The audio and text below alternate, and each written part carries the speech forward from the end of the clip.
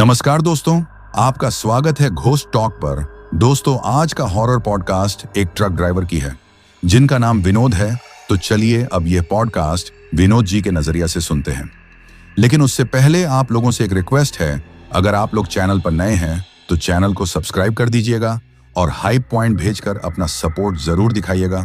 तो अब ज्यादा समय नहीं लेता हूँ, चलिए कहानी की शुरुआत करता हूँ। दोस्तों, मेरा नाम विनोद है और मैं उत्तर प्रदेश के एक छोटे से गांव का रहने वाला हूं। आज जो कहानी मैं आप लोगों को सुनाने जा रहा हूं, वो मेरे जीवन में घटी एक बहुत ही भयंकर और डरावनी घटना के बारे में है। यह कोई सुनी सुनाई बात नहीं, बल्कि मेरी अपनी आप बीती है। एक ऐसा सच जिसने मेरी जिंदगी को हमेशा के लिए बदल कर रख दिया। दरअसल आज जो डरावनी घटना मैं आप लोगों के साथ साझा करने जा रहा हूं, वो घटना मेरे साथ उस वक्त हुई थी जब मैं गुजरात के अंकलेश्वर में एक केमिकल फैक्ट्री से माल ढोने का काम किया करता था।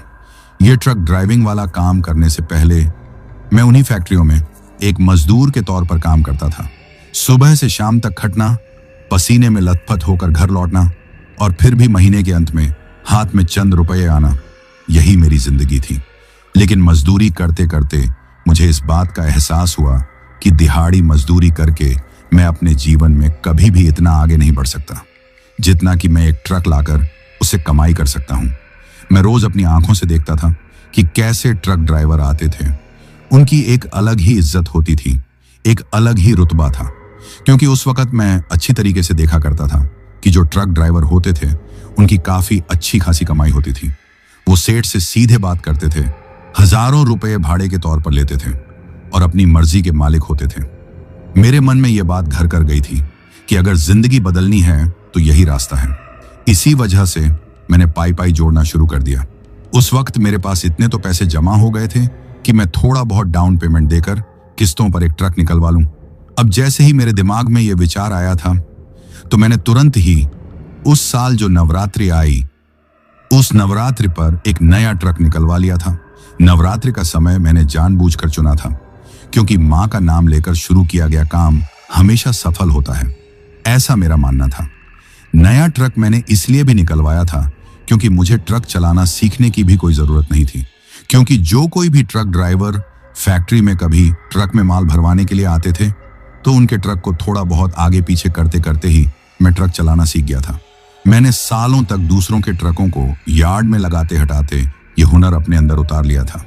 लेकिन इसके साथ ही जब मैंने ट्रक ले लिया था, उस वक्त भी मुझे इस बात का जरा भी अंदाजा नहीं था कि मैंने यह जो ट्रक लिया है, इस ट्रक ड्राइविंग वाले काम के दौरान ही मेरे साथ एक दिन ऐसी डरावनी घटना होगी। एक ऐसी घटना जिसके होने के बाद मुझे हर वक्त इसी बात का पछतावा होगा कि काश मैंने यह ट्रक ना लिया होता, क्योंकि अगर मैं वो ट्रक ना लेता तो मेरे साथ वो डरावनी घटना बिल्कुल भी नहीं होती। उस दिन जब मैंने ट्रक के स्टीयरिंग व्हील पर पहली बार हाथ रखा था तो मेरी आंखों में अपने परिवार के लिए एक बेहतर भविष्य के सपने थे। पर मुझे क्या पता था कि यही स्टीयरिंग व्हील मुझे एक दिन मौत के रास्ते पर ले जाएगा। उस डरावनी घटना की शुरुआत तब हुई थी जब मुझे ट्रक ड्राइविंग का काम करते हुए लगभग 4 से 5 साल का समय हो गया था। इन सालों में मैंने बहुत कुछ देखा था। लंबी रातें, सुनसान सड़कें, तरह तरह के लोग। जिस सेठ के साथ मिलकर मैं शुरू से काम कर रहा था, वो तो व्यापार में घाटा लगने के कारण उस काम धंधे को छोड़कर वापस अपने गांव लौट गया था। लेकिन उसके लौटने के बाद मैंने एक नए सेठ के यहाँ काम पकड़ लिया। यह सेठ भी अच्छा आदमी था और काम भी ठीक ठाक चल रहा था। जब मुझे इस बात का पता चला कि नवरात्रि का त्योहार आने वाला है तो मैंने सेठ जी से घर जाने की बात की। परदेश में रहकर त्योहारों पर घर की याद कुछ ज्यादा ही सताती है। सेठ जी भले आदमी थे। उन्होंने कहा कि ठीक है, मैं शाहजहांपुर यानी उत्तर प्रदेश के लिए एक टैंकर लोड करवा देता हूं, तू माल भी पहुंचा देना और घर पर त्योहार भी मना लेना। उनकी यह बात सुनकर मैं बहुत खुश हो गया। एक पंथ दो काज, भाड़ा भी मिल जाएगा और घर भी पहुंच जाऊंगा। अब मुझे इस बात का जरा भी अंदाजा नहीं था कि उस नवरात्रि के समय में घर जाने के चक्कर में, पहले ही चक्कर में मेरे साथ वो डरावनी घटना हो जाएगी। उस रात जब मैं गुजरात से निकला तो मन में बड़ी उमंग थी। सफर के दूसरे दिन मैं मध्य प्रदेश के एक सुनसान रास्ते से गुजर रहा था। यह वो इलाका था जहां दूर दूर तक कोई आबादी नहीं थी। सड़क के दोनों तरफ बस घना जंगल और अंधेरा पसरा हुआ था। रात के 11 बज चुके थे और मुझे जोरों की भूख लग रही थी। पेट में चूहे कूद रहे थे और शरीर थकान से टूट रहा था। मैंने सोचा कि आगे कोई ढाबा देखकर ट्रक रोक लूंगा और पेट पूजा करके ही आगे बढ़ूंगा। थोड़ी देर बाद मुझे सड़क के किनारे कुछ टिमटिमाती हुई बत्तियां दिखाई दी। एक ढाबा था, लेकिन जब वो ढाबा हमें पहली बार दिखाई देता है तो उस ढाबे को देखकर हमें बिल्कुल भी ये नहीं लग रहा था कि यहां पर कोई ट्रक वाला रुकता होगा, क्योंकि उस वक्त हमें उस ढाबे पर एक भी ट्रक खड़ा हुआ दिखाई नहीं दे रहा था, जबकि ऐसा कभी भी नहीं होता था। चाहे कहीं पर भी किसी भी ढाबे पर रुक जाओ, हमेशा उस ढाबे पर 2 से 3 ट्रक तो खड़े हुए दिखाई देते ही हैं। ड्राइवरों का यह नियम होता है कि वो वहीं रुकते हैं जहां पहले से कुछ गाड़ियां खड़ी हों। सुरक्षा के लिहाज से यह जरूरी होता है। जब मैं उस ढाबे को देखकर हल्का हल्का ब्रेक लगाने लगता हूं तो मेरे मन में एक बार ख्याल आया कि यहां रुकना ठीक है भी या नहीं। एक अजीब सी बेचैनी हो रही थी, पर फिर मैंने खुद से कहा कि शायद अभी थोड़ी बहुत ही शाम हुई है। जैसे जैसे दिन ढलता जाएगा और रात हो जाएगी तो इस रास्ते से गुजरने वाले बहुत से ट्रक ड्राइवर इस ढाबे पर रुक जाएंगे, क्योंकि अभी तो इतना ज्यादा दिन ढला भी नहीं है। मैंने अपनी भूख और थकान के आगे अपने मन की शंका को दबा दिया। अब मैं इसी तरीके से विचार विमर्श करते हुए उस ढाबे पर ले जाकर अपने ट्रक को रोक देता हूं। जैसे ही मैं उस ढाबे पर अपने ट्रक को ले जाकर रोकता हूं तो ढाबे के अंदर से एक आदमी निकलकर बाहर आता है। उसको देखकर एक पल के लिए तो मेरे दिमाग में यही ख्याल आया था कि शायद मैं इसे जानता हूं। उसका चेहरा कुछ जाना पहचाना सा लगा, लेकिन फिर जब वो करीब आया और उसने मुझे आवाज दी, अरे विनोद, तू यहां? तो मैं उसे पहचान गया। वो मेरे गांव का पुराना दोस्त रिंकू था, जो सालों पहले बिना किसी को बताए गांव छोड़कर चला गया था। हम दोनों उसे देखकर बड़े खुश हुए। पुरानी यादें ताजा हो गईं। उसने मुझसे कहा कि वो यहीं ढाबा चलाता है। उसने मेरे लिए खाना बनवाया, पर मुझे एक बात बड़ी अजीब लग रही थी कि उस ढाबे पर उस वक्त 2-3 ट्रक तो दूर की बात थी, बल्कि एक ट्रक भी नहीं था। पर रिंकू ने गले में मोटी सोने की चेन और हाथों में महंगी अंगूठियां पहन रखी थी। उसका रहन सहन देखकर लग रहा था जैसे वो बहुत पैसे कमा रहा है, जो इस वीरान ढाबे को देखकर नामुमकिन सा लग रहा था। मैंने सोचा, हो सकता है इसका काम रात में ज्यादा चलता हो या कोई और बात हो। खाना खाने के बाद जब मैं चलने लगा तो उसने मुझे रोक लिया। वो अंदर से एक स्टील का टिफिन बॉक्स लेकर आया और मुझसे कहने लगा, भाई, नवरात्रि का समय है और तू घर जा रहा है। ये कन्या भोज का प्रसाद है, भाभी और बच्चों के लिए लेता जा। अब उसकी ये बात सुनकर मैं मना नहीं कर पाया। हालांकि मेरे मन में एक अजीब सी हिचक थी, पर त्योहार का नाम सुनकर मैं चुप हो गया। उसने जबरदस्ती करते हुए कहा, नहीं, तुझे ले जाना ही पड़ेगा, ये माँ का प्रसाद है, मना नहीं करते। उसकी जिद के आगे मुझे झुकना पड़ा। मैंने वो टिफिन बॉक्स लिया, उसे अपनी बगल वाली सीट पर रखा और रिंकू से विदा लेकर अपने ट्रक में बैठ गया। लेकिन उस वक्त मुझे इस बात का जरा भी अंदाजा नहीं था कि उस प्रसाद के डिब्बे को स्वीकार करके मैं मेरी जिंदगी की कितनी बड़ी गलती कर रहा हूं, क्योंकि शायद उस डिब्बे में ही कोई ऐसा रहस्य छुपा हुआ था जिसकी वजह से जो कोई भी उसे अपने साथ ले जाता था, उसके साथ आगे चलकर एक ऐसा डरावना हादसा होता था कि उस हादसे के होने के बाद उसको इस बात का काफी पछतावा होता था कि काश मैं उस दिन वो गलती ना करता तो मेरे साथ आज ये घटना ना हुई होती। पर उस वक्त मैं तो इन सब चीजों से बिल्कुल अनजान था। इसी वजह से मैं उस ढाबे से अपने ट्रक को लेकर चला जा रहा था। जैसे ही मैं वहां से निकला तो मैंने आदत के अनुसार साइड मिरर में पीछे की तरफ देखा, ये देखने के लिए कि सब ठीक है या नहीं। और जैसे ही मैं पीछे की तरफ पलट कर देखता हूं तो मुझे दिखाई देता है कि रिंकू ढाबे के बाहर खड़ा मुझे ही घूर रहा था। उसके चेहरे पर वो दोस्ती वाली मुस्कान नहीं थी, बल्कि एक अजीब सी ठंडी और शिकारी जैसी मुस्कान थी। उसकी आंखों में कोई अपनापन नहीं, बल्कि एक अजीब सी चमक थी, जैसे एक शिकारी अपने जाल में फंसे शिकार को देखकर मुस्कुराता है। यह चीज देखते ही मुझे समझ में आ गया था कि आज मैं किसी गलत जगह पर रुक गया हूं। मेरे पेट में एक ठंडा सा डर बैठ गया। रिंकू की उन नजरों को देखने के बाद मेरा दिल बुरी तरह से घबरा गया था। वो मुस्कान नहीं थी, वो एक चेतावनी थी, एक अशुभ संकेत था। मैं बस अपने ट्रक को तेजी से भगाए जा रहा था ताकि उस ढाबे और उसकी यादों से जल्द दूर निकल जाऊं। मेरे मन में बार बार यही ख्याल आ रहा था कि रिंकू ने मेरे साथ ऐसा क्यों किया, उसकी आंखों में वो अजीब सी चमक क्यों थी। लेकिन मैं खुद को यह कहकर तसल्ली दे रहा था कि शायद थकान की वजह से मुझे कोई वहम हुआ होगा। लंबा सफर दिमाग पर असर कर ही देता है। मैंने अपना ध्यान भटकाने के लिए रेडियो चला दिया, जिस पर नवरात्रि के भजन बज रहे थे। चलो बुलावा आया है, माता ने बुलाया है। भजन की आवाज से केबिन का माहौल थोड़ा हल्का हुआ, लेकिन कुछ ही देर बाद रेडियो की आवाज अपने आप बदलने लगी। आवाज में एक अजीब सी खरखराहट आने लगी, जैसे स्टेशन की फ्रीक्वेंसी बिगड़ रही हो। भजन की जगह किसी औरत के रोने और सिसकने की धीमी धीमी आवाजें आने लगी। वो आवाजें ऐसी थीं जैसे कोई बहुत तकलीफ में हो। मैंने घबराकर तुरंत रेडियो बंद कर दिया। अब केबिन में एक अजीब सा सन्नाटा था, और उस सन्नाटे में मुझे एक और चीज महसूस हुई। मेरी बगल वाली सीट पर रखे उस स्टील के टिफिन बॉक्स से एक मीठी और सड़ी हुई सी गंध आ रही थी।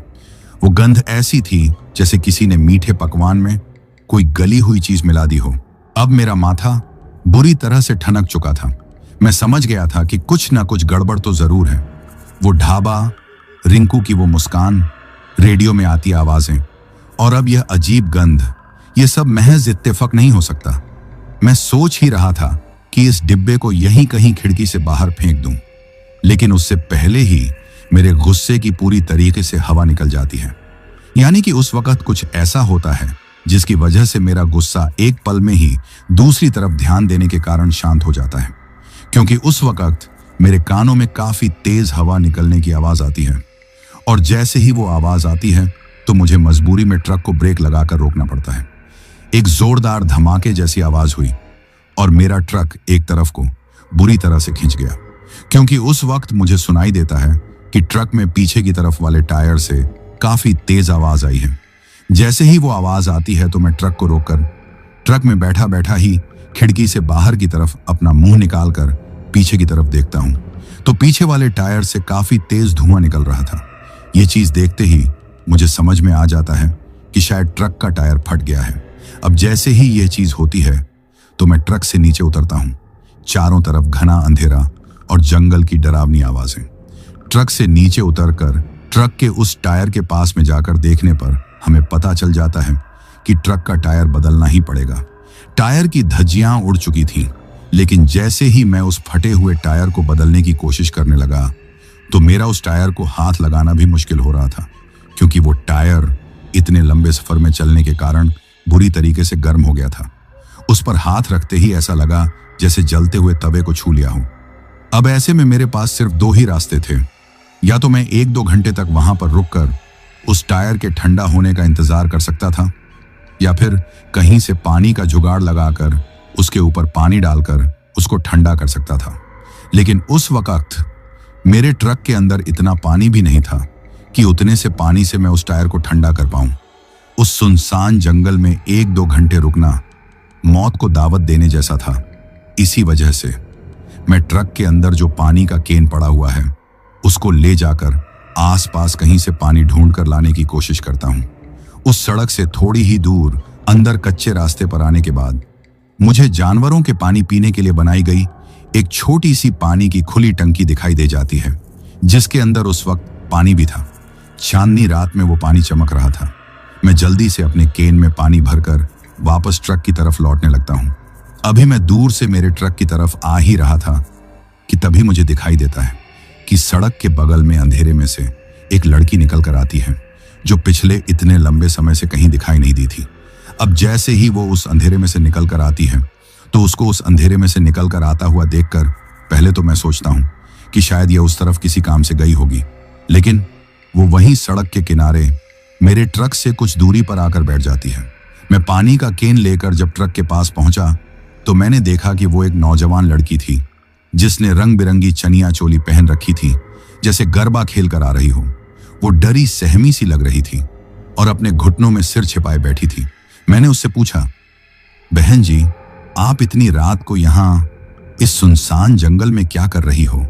उसकी हालत देखकर मुझे भी यह लगता है कि मुझे उसकी मदद कर देनी चाहिए। एक अकेली लड़की इस वीरान जगह पर सुरक्षित नहीं थी।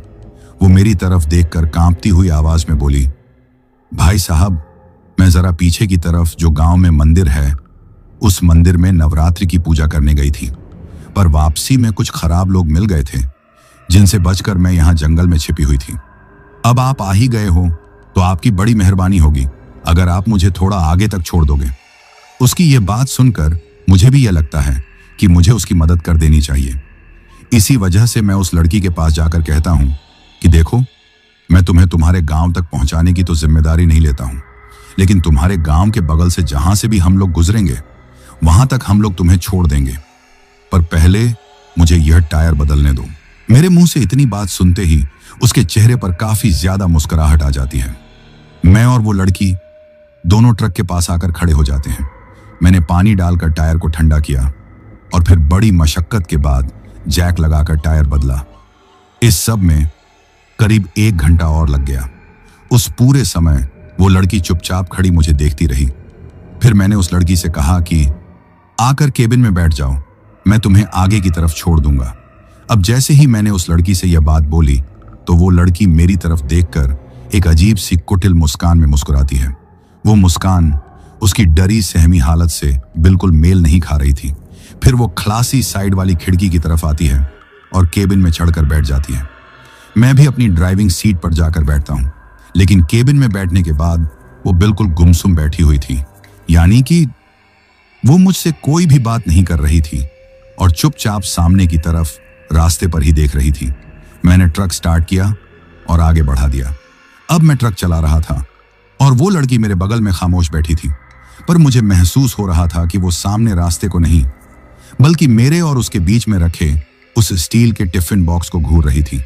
उसकी नजरें उस डिब्बे पर ऐसी टिकी थी जैसे कोई भूखा जानवर अपने शिकार को देखता है। अब मेरा गुस्सा पूरी तरीके से 7वें आसमान पर आ चुका था, क्योंकि रात का 1 बज चुका था और शाम के 5 बजे से ही हम लोगों को काफी तेज भूख लग रही थी। पर उस लड़की की वजह से हम कहीं पर भी खाना नहीं खा पा रहे थे। अभी मैं मेरे मुंह से उसके ऊपर काफी तेज आवाज में गुस्सा करने ही वाला था, लेकिन उससे पहले ही मैंने केबिन की लाइट जला दी, यह सोचकर कि अब इससे सीधे सीधे पूछना ही पड़ेगा कि इसे कहां उतरना है। लेकिन जैसे ही मैंने लाइट जलाई, अचानक से ही मेरी नजरें उस लड़की के पैरों की तरफ भी चली जाती हैं, और जब मैं उस लड़की के पैरों की तरफ देखता हूं तो उसके पैरों को देखते ही मेरी जान हलक में अटक जाती है। यानी कि जो मेरी सांसें थीं वो मेरे गले में ही अटक गई थी और मेरा गला मुझे बहुत भारी भारी महसूस होने लगा था। इसके साथ ही डर के मारे कुछ पल में ही मेरे माथे से पसीने की बूंदें भी टपकने लगी थी, क्योंकि उस वक्त मैंने कुछ ऐसा देख लिया था जिसको देखकर मुझे समझ में आ गया कि इस वक्त मेरे बगल में जो लड़की बैठी हुई है वो कोई ऐसी वैसी साधारण लड़की नहीं है, बल्कि वो एक चुड़ैल है। क्योंकि उसके पैरों को जब मैंने देखा था तो मुझे दिखाई दिया कि उसके पैर बिल्कुल पीछे की तरफ मुड़े हुए थे, यानी कि उसकी एड़ियां तो आगे की तरफ थीं और उसके पैरों के जो पंजे थे वो बिल्कुल पीछे की तरफ थे, और ऐसे पैर सिर्फ चुड़ैलों के ही होते हैं। ये बात उस वक्त मुझे अच्छी तरीके से पता थी। उस लड़की के पैरों की तरफ देखते ही मेरी जान हलक में अटक जाती है। एक पल के लिए ऐसा लगा जैसे मेरे दिल ने धड़कना बंद कर दिया हो। जो मेरी सांसें थीं वो मेरे गले में ही अटक गई थी और मेरा गला मुझे बहुत भारी भारी महसूस होने लगा था। केबिन की पीली रोशनी में वो उल्टे पैर किसी बुरे सपने की तरह लग रहे थे। इसके साथ ही डर के मारे कुछ पल में ही मेरे माथे से पसीने की ठंडी बूंदें भी टपकने लगी थी, क्योंकि उस वक्त मैंने कुछ ऐसा देख लिया था जिसको देखकर मुझे समझ में आ गया कि इस वक्त मेरे बगल में जो लड़की बैठी हुई है वो कोई ऐसी वैसी साधारण लड़की नहीं है, बल्कि वो एक चुड़ैल है। मेरा दिमाग पूरी तरह से खाली हो चुका था। उसमें सिर्फ एक ही तस्वीर घूम रही थी, वो पीछे की ओर मुड़े हुए गंदे खौफनाक पैर। मेरे अंदर से एक आवाज आ रही थी कि यहीं ट्रक रोक, दरवाजा खोल और अपनी जान बचाकर भाग जा। लेकिन मैं जानता था कि अगर मैंने ऐसा किया तो इस सुनसान जंगल में वो मुझे पल भर में ही चीर फाड़ कर रख देगी। जिंदा रहना है तो इसी ट्रक के केबिन के अंदर रहना होगा, और सबसे जरूरी मुझे ऐसा दिखाना होगा कि मैंने कुछ नहीं देखा, कि मुझे कोई शक नहीं हुआ है। मैंने अपनी जिंदगी का सबसे मुश्किल काम किया।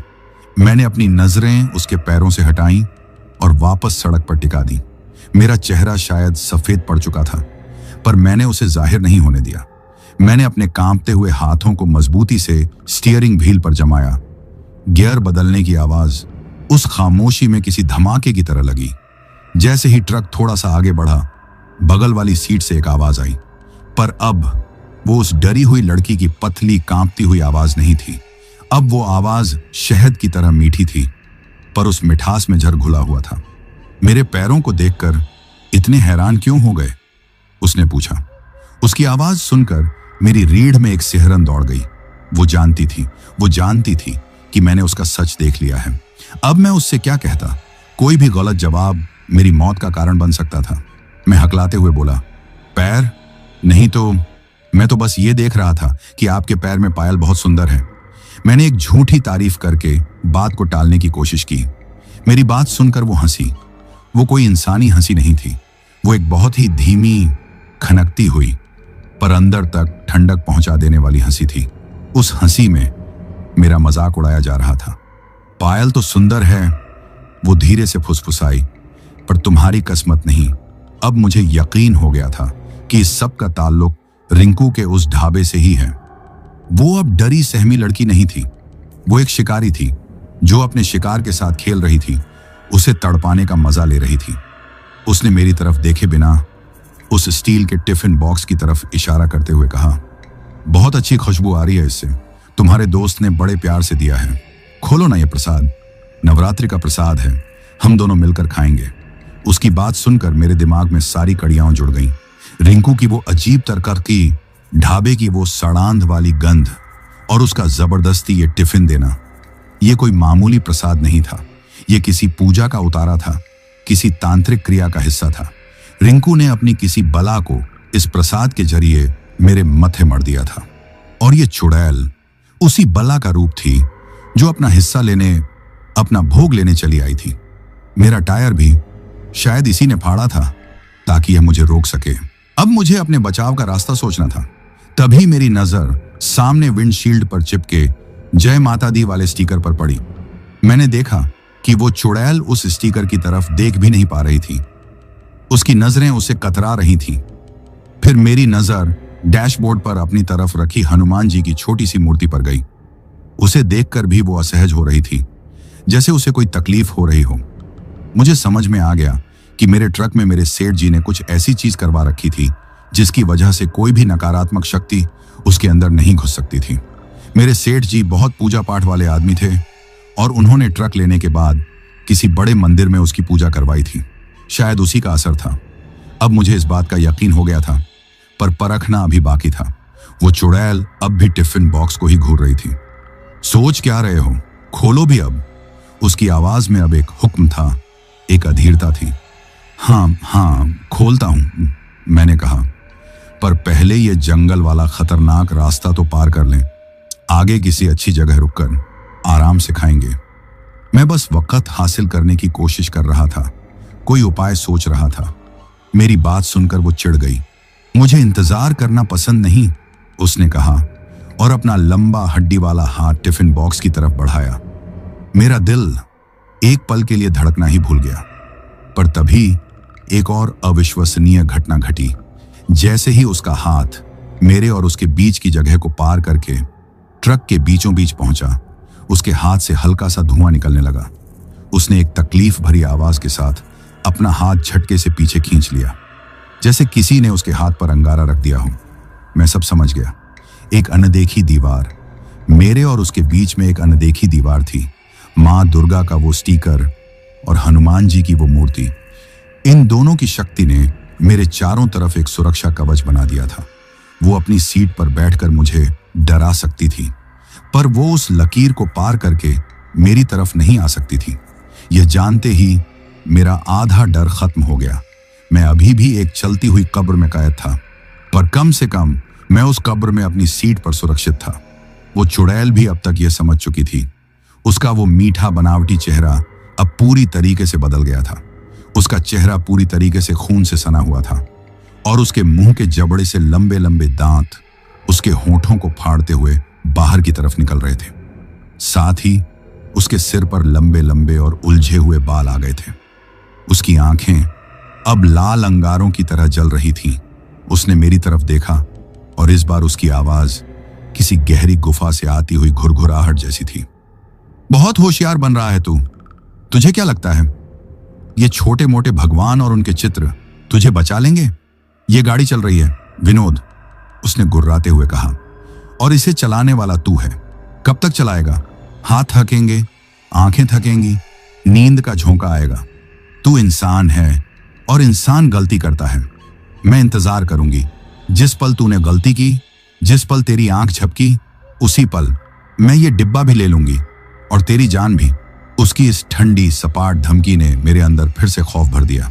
वो सही कह रही थी। मैं कब तक बिना रुके, बिना सोए गाड़ी चला सकता था? 1 घंटा, 2 घंटे, 5 घंटे, आखिरकार मुझे रुकना ही पड़ेगा। और जिस पल मैं रुका या जिस पल मुझसे कोई चूक हुई, वो अपना काम कर देगी। अब यह लड़ाई ताकत की नहीं, सब्र की बन चुकी थी। वो इंतजार कर रही थी मेरे थकने का, मेरे हार मानने का, और मैं बस अपनी गाड़ी चला रहा था, ये जानते हुए कि मौत मेरी बगल वाली सीट पर बैठकर बड़ी शांति से मेरे एक गलत कदम का इंतजार कर रही है। अब उस रास्ते पर हम लोग लगभग 1 घंटा और चल चुके थे। केबिन के अंदर एक अजीब सी जानलेवा खामोशी थी। सिर्फ डीजल इंजन की घरघराहट और सड़क पर टायर घिसने की आवाज आ रही थी। उस वक्त तक मेरा गुस्सा और डर दोनों ही 7वें आसमान पर पहुंच चुके थे, क्योंकि रात का 1 बज चुका था और शाम के 5 बजे से ही हम लोगों को काफी तेज भूख लग रही थी। पर उस चुड़ैल की वजह से हम कहीं पर भी ट्रक रोककर खाना नहीं खा पा रहे थे। घंटे गुजरते जा रहे थे और मेरा शरीर अब जवाब देने लगा था। मेरी आंखें नींद और थकान से जल रही थीं, जैसे उनमें किसी ने मिर्च भर दी हो। स्टीयरिंग व्हील पर मेरे हाथ बुरी तरह से अकड़ गए थे और मेरी पीठ में एक तेज दर्द उठ रहा था। दिमाग पर एक धुंध सी छा रही थी। सोचना समझना मुश्किल होता जा रहा था और वो मेरे इसी पल का फायदा उठा रही थी। वो बीच बीच में फुसफुसाती, उसकी आवाज अब किसी दूर के कुएं से आती हुई लगती, जो सीधे मेरे दिमाग में घुस रही थी। नींद आ रही है विनोद, बस एक झपकी, बस एक छोटी सी झपकी की ही तो बात है, फिर सब आराम। कब तक लड़ेगा मुझसे? तू एक फानी इंसान है, तेरी हिम्मत की एक हद है और तू अपनी हद पर पहुंच चुका है। हार मान ले। उसकी बातें मेरे दिमाग में जहर की तरह घुल रही थी। मैं जानता था कि अगर मैंने एक पल के लिए भी अपनी आंखें बंद की तो वो पल मेरी जिंदगी का आखिरी पल होगा। मैंने खुद को जगाए रखने के लिए अपना गाल जोर से थपथपाया, खिड़की का शीशा नीचे करके ठंडी हवा के झोंके अपने चेहरे पर लिए, पर कुछ भी काम नहीं कर रहा था। मैंने सोचा कि शायद दिन के उजाले में उसकी शक्ति कुछ कम हो जाएगी, पर मेरा यह सोचना भी गलत था। जब सुबह की पहली किरणें आसमान में फैलीं, तो भी वो वैसी की वैसी ही बैठी रही। उसका भयानक रूप जरा भी नहीं बदला। उसने मेरी सोच को पढ़ लिया और हंसते हुए बोली, यह नवरात्रि की पवित्र रातें हैं मूर्ख। जब तक मेरा भोग, मेरा प्रसाद मेरे पास है, मेरे लिए दिन और रात बराबर है। सूरज की आग मुझे तब तक नहीं जला सकती जब तक मेरे हिस्से का निवाला इस डिब्बे में बंद है। उसकी यह बात सुनकर मैं पूरी तरह समझ गया। इस मुसीबत की जड़ मैं नहीं, मेरी बगल में रखा वो स्टील का टिफिन बॉक्स है। वो चुड़ैल मेरे लिए नहीं आई है, वो उस भोग के लिए आई है जो उस डिब्बे में बंद है। मैं तो सिर्फ एक माध्यम हूं, एक जरिया जो उस भोग को उसके पास तक लाया है। जब तक यह डिब्बा मेरे ट्रक में है, वो यहीं रहेगी, वो मेरा पीछा नहीं छोड़ेगी। अब उस वक्त मुझे यह समझ में ही नहीं आ रहा था कि आखिर मैं ऐसा क्या करूं जिसकी वजह से मैं इसके चंगुल से बाहर निकल सकूं।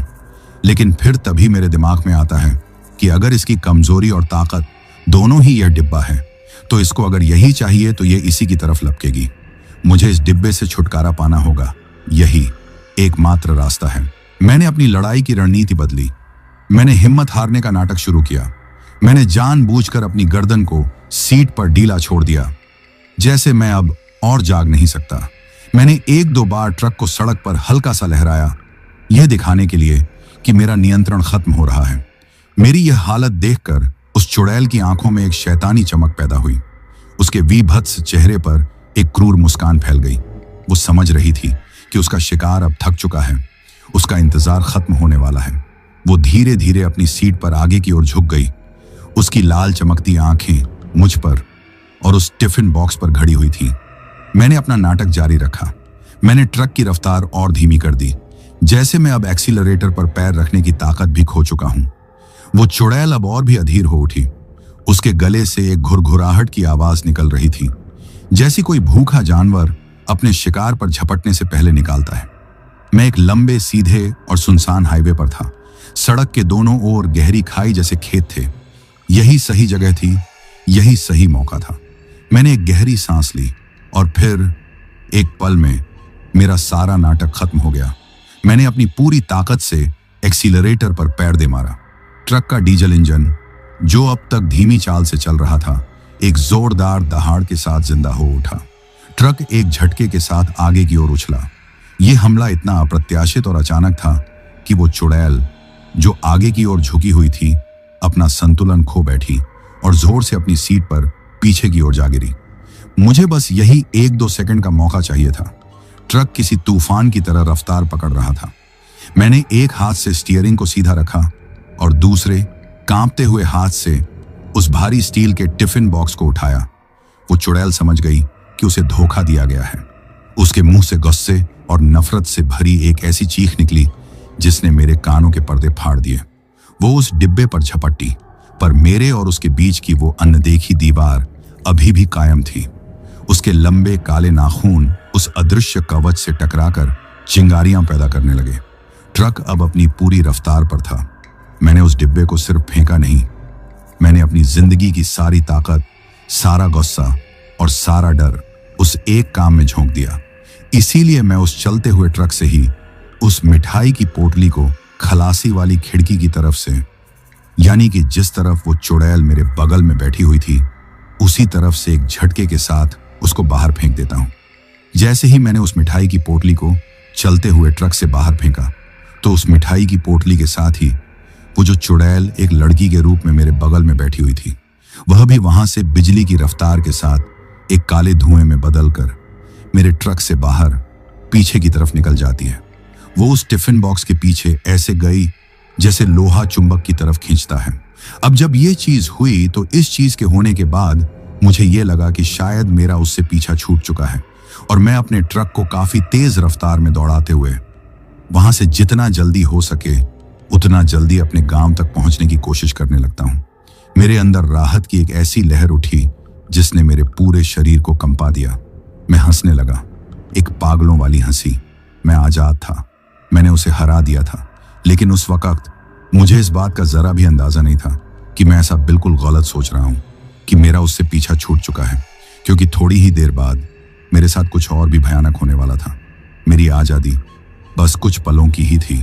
अब जब यह चीज हुई तो इस चीज के होने के बाद मुझे यह लगा कि शायद मेरा उससे पीछा छूट चुका है। मैं अपने ट्रक को काफी तेज रफ्तार में दौड़ाते हुए वहां से जितना जल्दी हो सके उतना जल्दी निकलने की कोशिश करने लगता हूं। मेरे अंदर राहत की एक ऐसी लहर उठी जिसने मेरे पूरे शरीर को कंपा दिया। मैं हंस रहा था, चीख रहा था और बार बार डैशबोर्ड पर रखी हनुमान जी की मूर्ति और मां दुर्गा के स्टिकर को चूम रहा था। ऐसा लग रहा था जैसे मुझे एक नया जीवन मिल गया हो। सूरज अब आसमान में पूरी तरह से चढ़ आया था। धूप की सुनहरी किरणें सड़क पर फैल रही थीं और दुनिया फिर से खूबसूरत और सामान्य लगने लगी थी। मैंने उस भयानक जगह और मेरे ट्रक के बीच ज्यादा से ज्यादा फासला बना लेने की ठानी। मैं रुका नहीं, बस चलता गया, चलता गया। 1 घंटा, फिर दूसरा घंटा बीत गया। अब मैं उस जगह से 100 किलोमीटर से भी ज्यादा दूर आ चुका था। मेरा दिल अब शांत था। मैंने खुद को यकीन दिला दिया था कि खतरा टल चुका है। वो अपने भोग के पीछे गई थी और अब उसे मुझसे कोई लेना देना नहीं होगा। पर उस चुड़ैल की आखिरी नफरत भरी नजर मेरे दिमाग में कहीं ना कहीं अटकी हुई थी। लेकिन उस वक्त मुझे इस बात का जरा भी अंदाजा नहीं था कि मैं ऐसा बिल्कुल गलत सोच रहा हूं, कि मेरा उससे पीछा छूट चुका है। क्योंकि थोड़ी ही देर बाद जब मैं एक शांत हाईवे पर ट्रक चला रहा था, मुझे मेरे ट्रक के पीछे से किसी की अजीब तरीके से चीखने की आवाज सुनाई देती है और वो आवाज मेरे चलते हुए ट्रक के साथ मुझे लगातार सुनाई दे रही थी। पहले तो मैंने सोचा कि शायद यह मेरा वहम है या तेज रफ्तार की वजह से हवा की आवाज है, लेकिन वो आवाज बंद नहीं हुई। वो एक बहुत ही हल्की पर नियमित आवाज थी, एक खुरचने जैसी आवाज ठीक मेरे सिर के ऊपर से आ रही थी। ट्रक की छत से मेरा दिल एक बार फिर जोरों से धड़कने लगा। सारी खुशी और राहत एक पल में हवा हो गई। मैंने रेडियो बंद कर दिया। अब केबिन में सिर्फ इंजन की घरघराहट और वो डरावनी आवाज थी। ऐसा लग रहा था जैसे कोई भारी चीज छत पर धीरे धीरे घसीट रहा है, जैसे कोई अपने नाखूनों से मेटल को खुरच रहा हो। मैंने अपनी नजरें ऊपर केबिन की छत की अंदरूनी सतह पर टिका दी और फिर मैंने उसे देखा। छत के बीचों बीच लोहे की चद्दर पर एक छोटा सा उभार पैदा हुआ, एक छोटा सा गड्ढा जो अंदर की तरफ धंस रहा था, जैसे कोई बाहर से छत के ऊपर से किसी एक बिंदु पर बहुत ज्यादा दबाव डाल रहा हो। वो गड्ढा धीरे धीरे बड़ा होने लगा। चद्दर के मुड़ने की एक धीमी, दर्दनाक, चरमराती हुई आवाज मेरे कानों में पड़ी।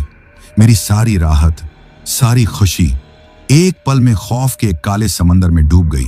वो गई नहीं थी, या शायद वो वापस आ गई थी, और इस बार वो भोग के लिए नहीं आई थी, वो मेरे लिए आई थी, अपना बदला लेने।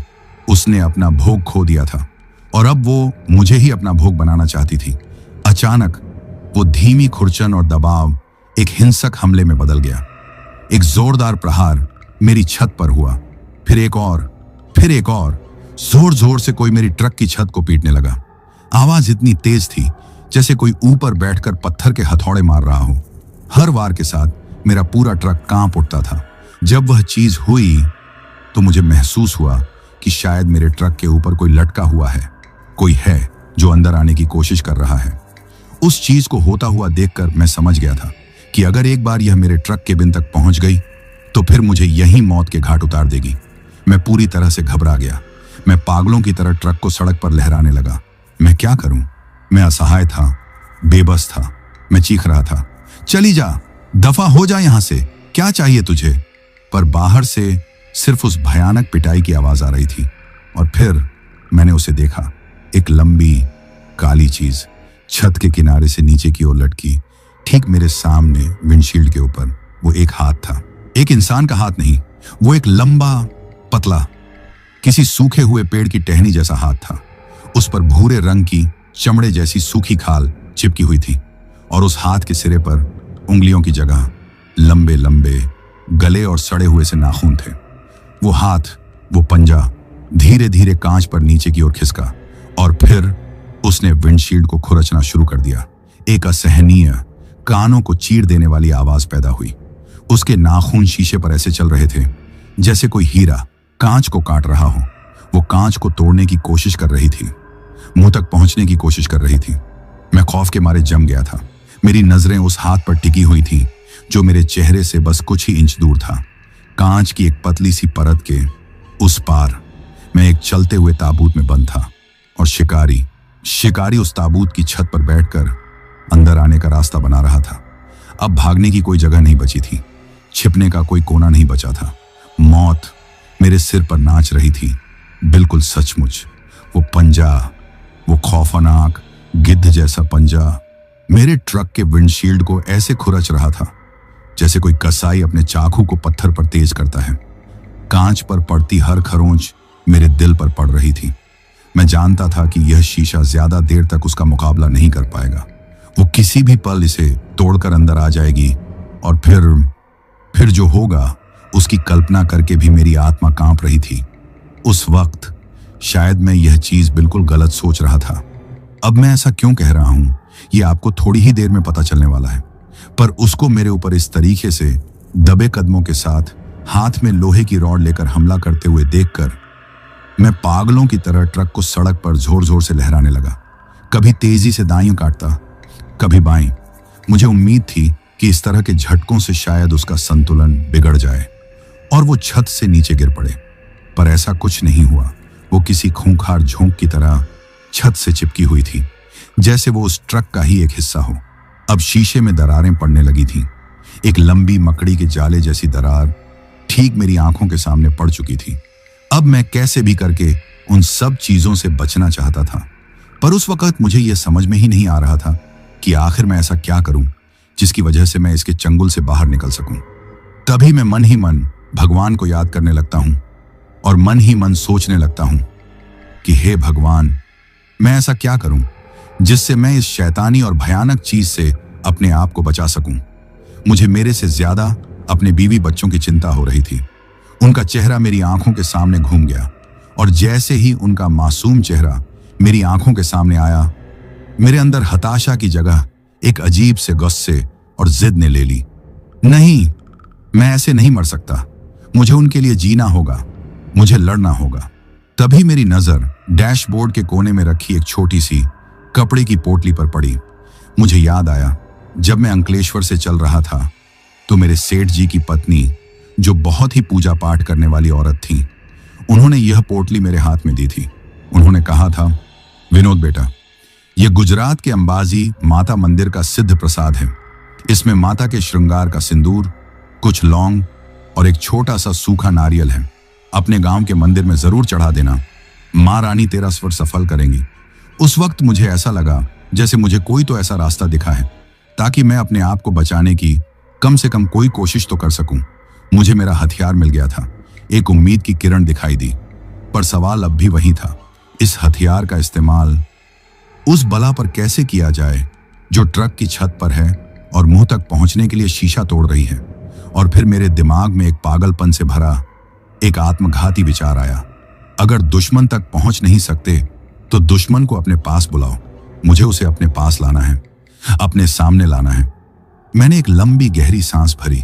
मैंने स्टीयरिंग व्हील को अपनी जिंदगी में पहली बार इतनी मजबूती से पकड़ा। मैंने मन ही मन अपनी मां अंबे को याद किया। मां, आज मेरी लाज रखना। यह कहकर मैं उस ट्रक को बिल्कुल मेरे सामने आता हुआ देखकर भी उसके सामने से नहीं हटता हूं, जिसके चलते मजबूरी में उस ट्रक ड्राइवर को ब्रेक लगाने पड़ते हैं। एक जोरदार हवा के झोंके और एक गगन भेदी चीख के साथ छत पर सवार वो भारी शरीर अपनी ही गति से आगे की ओर उछला और एक बहुत बड़े धमाके जैसी आवाज के साथ मेरे ट्रक के बोनट पर आ गिरा, ठीक मेरे विंडशील्ड के सामने। मेरा प्लान काम कर गया था। पहली बार मैंने उसे अपनी आंखों से पूरी तरह से देखा। उलझे हुए मिट्टी और खून से सने बाल, सूखी हुई चमड़ी जो हड्डियों के ढांचे पर कसी हुई थी, और वो दो आंखें, अंगारों की तरह जलती हुई दो लाल आंखें, जिनमें मेरे लिए सिर्फ और सिर्फ नफरत और खून की प्यास थी। उसके मुंह के जबड़े से लंबे लंबे दांत उसके होंठों को फाड़ते हुए बाहर की तरफ निकल रहे थे। वो एक घायल शेरनी की तरह गुर्राई और टूटे हुए विंडशील्ड पर अपने पंजों से हमला कर दिया। कांच के टुकड़े टूट टूट कर मेरे ऊपर गिरने लगे। पर यही वो मौका था जिसका मुझे इंतजार था। मैंने फुर्ती से उस कपड़े की पोटली को खोला। पोटली के खुलते ही सिंदूर और लौंग की एक तीव्र पवित्र महक पूरे केबिन में फैल गई, जिसने एक पल के लिए मौत की बदबू को दबा दिया। मैंने उस पोटली में से सिर्फ थोड़ा सा नहीं, मैंने वो सारा का सारा गाढ़ा लाल रंग का सिंदूर अपनी हथेली पर निकाल लिया। मेरी नजर विंडशील्ड में पड़ी एक बड़ी दरार पर गई। वो दरार इतनी बड़ी थी कि मेरा हाथ उसमें से बाहर निकल सकता था। मैंने एक पल भी नहीं सोचा। मैंने अपना हाथ उस दरार में मौजूद कांच के नुकीले दांतेदार किनारों की परवाह किए बिना बाहर निकाल दिया। शीशे ने मेरे हाथ को चीर दिया। खून की एक गर्म धार बह निकली, पर मुझे उस दर्द का एहसास तक नहीं हुआ। और फिर अपनी जिंदगी की सारी ताकत, सारी हिम्मत और सारी आस्था को अपनी आवाज में समेटकर मैं दहाड़ा, जय माता दी, और मैंने अपनी हथेली पर मौजूद वो सारा का सारा सिद्ध सिंदूर सीधे उस चुड़ैल के राक्षसी चेहरे पर दे मारा। जिस पल उस पवित्र सिंदूर ने उस अपवित्र शरीर को छुआ, एक धमाका हुआ। जिस पल वो सिद्ध सिंदूर उस शैतान के चेहरे से टकराया, एक पल के लिए दुनिया खामोश हो गई। और फिर एक ऐसी रोशनी हुई जैसे हजारों सूरज एक साथ मेरे ट्रक के बोनट पर उतर आए हों। वो रोशनी सफेद थी, पवित्र थी और इतनी तेज थी कि मेरी आंखें चौंधियां गईं। उस रोशनी के साथ ही एक ऐसी चीख निकली जिसकी तुलना इस दुनिया की किसी भी आवाज से नहीं की जा सकती। वो पीड़ा, क्रोध और विनाश की अंतिम चीख थी जो पूरे जंगल में गूंज उठी और फिर हमेशा के लिए शांत हो गई। और फिर सब कुछ शांत हो गया, एकदम सन्नाटा। मेरे कानों में एक तेज साएं साएं की आवाज हो रही थी। मैंने धीरे धीरे अपनी आंखें खोली। मेरा खून से सना हाथ अभी भी विंडशील्ड की दरार से बाहर था। मैंने कांपते हुए उसे अंदर खींचा। मैंने बोनट की तरफ देखा।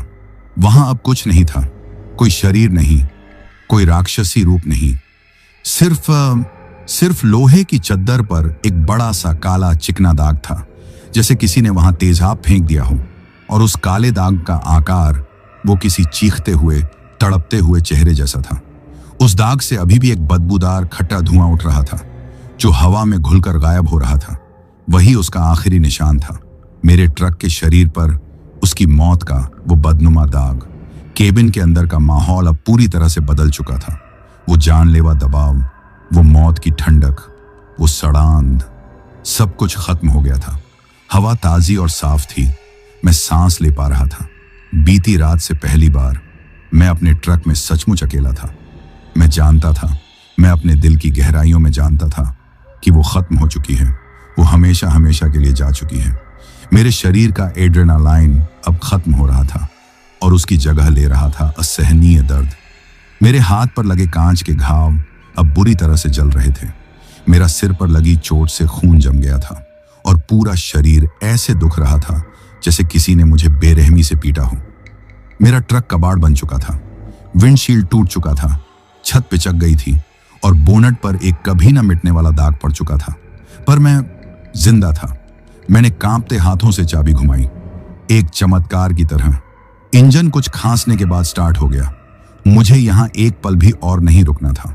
मैंने ट्रक को धीरे धीरे आगे बढ़ाया। बाकी का सफर कैसे कटा मुझे ठीक से याद नहीं। मैं एक शून्य में था, एक सदमे की हालत में। मैं बस गाड़ी चलाता रहा, बिना रुके, बिना खाए पिए। शाहजहांपुर पहुंचकर मैंने फैक्ट्री में टैंकर खाली किया। वहां के लोग मेरे ट्रक और मेरी हालत को देखकर घबरा गए, पर मैं उनसे कुछ भी कह पाने की हालत में नहीं था। मैंने कोई हिसाब किताब नहीं किया, बस ट्रक मोड़ा और अपने गांव की तरफ चल पड़ा। जब मेरा वो टूटा फूटा खौफनाक दिखने वाला ट्रक मेरे गांव की गली में घुसा तो उसे देखने वालों की भीड़ लग गई। मेरे घर के दरवाजे पर मेरी बीवी और मेरी बूढ़ी माँ खड़ी थी। मेरी और मेरे ट्रक की हालत देखकर वो जो रोईं, तो उनका रोना देखकर मेरा सब्र भी जवाब दे गया। मैं अपनी माँ के पैरों में गिरकर बच्चों की तरह फूट फूट कर रोने लगा। तो मेरे प्यारे भाइयों, ये कहानी यही खत्म होती है। अगर आपको यह कहानी पसंद आई हो तो वीडियो को लाइक और चैनल को सब्सक्राइब करें ताकि और भी डरावनी कहानियां आप तक पहुंच सकें। कहानी को अंत तक सुनने के लिए दिल से धन्यवाद दोस्तों। आज के लिए बस इतना ही, मिलते हैं जल्द ही कुछ नई कहानियों के साथ। तब तक के लिए अपना ध्यान रखिए।